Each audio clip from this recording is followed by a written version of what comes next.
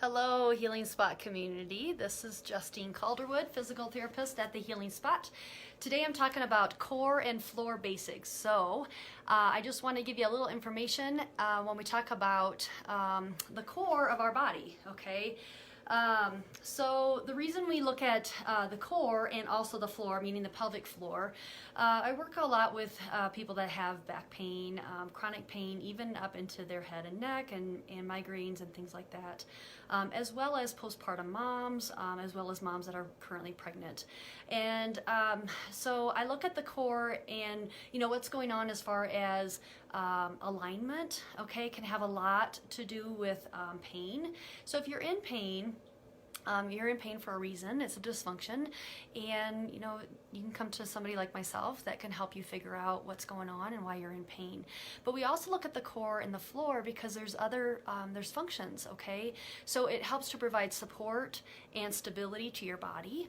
It helps with lymphatic flow, so that's just basically the general the lymph flow of your body, the fluid flow of your body. The core and the floor has a sphincteric control as well. So if you think of the pelvic floor, you know, bowel and bladder function are controlled by how strong or weak your pelvic floor is.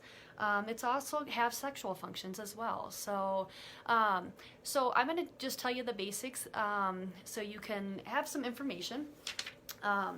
So when we look at the core, there's the inner core and the outer core. And the inner core is composed of the diaphragm. There's a pelvic diaphragm down below and a respiratory diaphragm up above.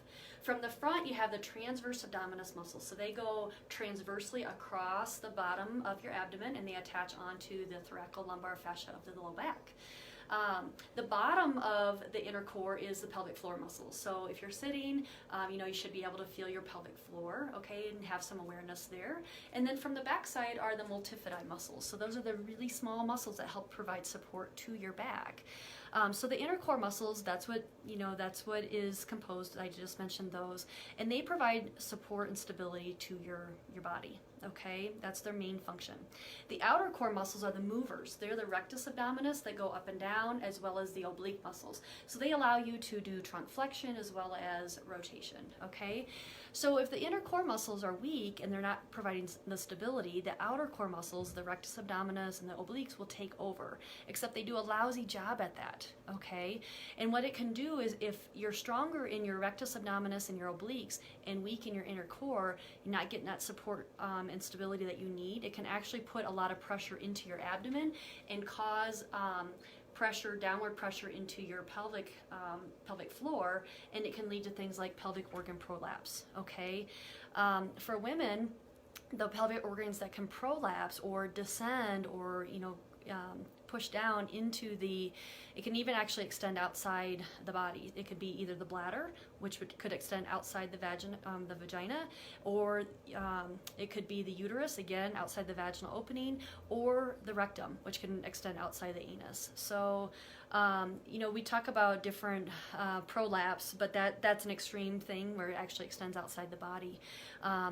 So, you know, when I work with moms or even with men, you know, we look at the inner core strength because that can really have an effect, like I said earlier, on back pain, okay, even hip pain, how strong you feel down into your legs, but it can also cause some other issues as well, like pelvic organ prolapse, leaking, that kind of stuff. So, or even sexual dysfunction where you're having pain with intercourse, okay?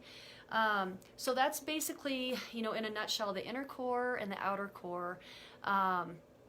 And then, so really what should happen when you inhale and exhale, the diaphragm should actually work like a piston. So when you inhale, it should move down, and the pelvic floor down here should be nice and relaxed. And then when you exhale, it should move up. It does this naturally.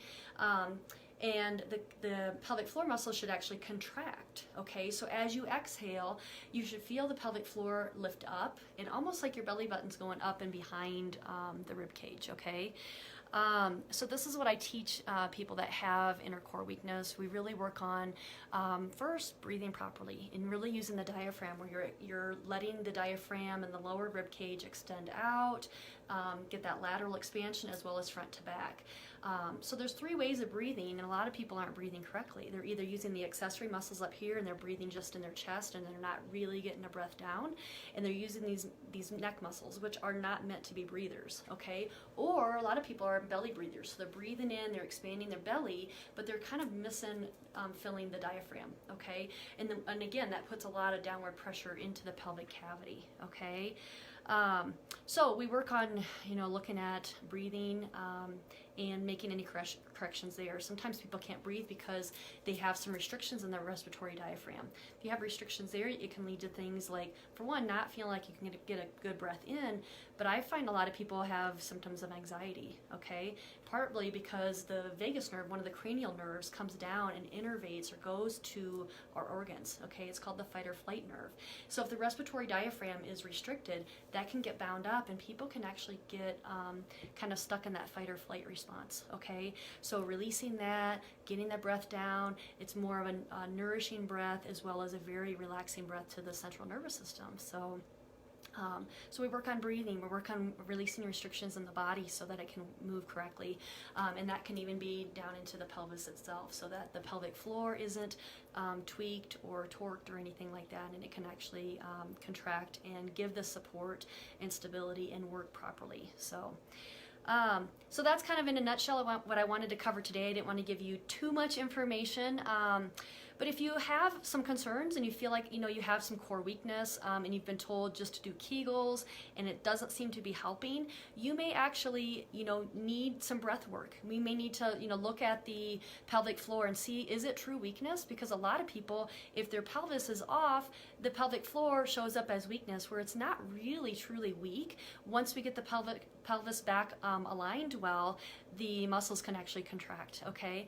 A lot of people are walking around with tight muscles and they are not able to relax, okay? So if you've got any kind of trauma in your life, and it doesn't have to necessarily be trauma in the pelvis, but if you've been in a relationship or even growing up, if it was very emotional, or physically or verbally, and for sure sexually, if you've ever been abused in that way, it can lead to a lot of tightness into the pelvic floor. And so some people actually need more awareness training and breath work down into the pelvis so that they can actually relax more than tighten, okay? Because they're already walking around with things really, really tight.